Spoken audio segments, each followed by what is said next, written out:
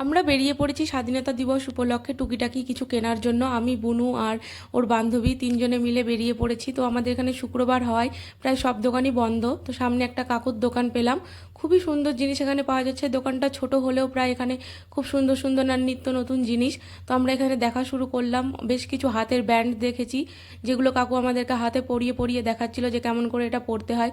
বেশ কিছু পতাকাও নিয়েছি। দোকানটা ভিড়ও খুব ছিল, সেখানে গিয়ে ভিডিও করাটা সেরকম পসিবল হচ্ছিল না, তাও চেষ্টা করেছি। দোকান থেকে বেরিয়েই আমরা কিনে নিলাম আইসক্রিম আর বসলাম গিয়ে কিছুক্ষণের জন্য মাঠে। মাঠটা বেশ বড় আর চারিদিকে লাইট আর প্রচণ্ড হাওয়া ছিল, তো ভালোই লাগছিল। এখানে বসে আমরা জমিয়ে আড্ডা দিয়েছি আর অনেক কিছু খেয়েছি, তবে সেগুলোর ভিডিও নেওয়া হয়নি। কিছু ফুচকাও খাওয়া হয়েছে, তো সে ভিডিওগুলো কিছু কারণের জন্য নিতে পারিনি। এরপরে আমরা মাঠে বসে অনেকক্ষণ আড্ডা দেওয়ার পর রাত হয়ে যায়।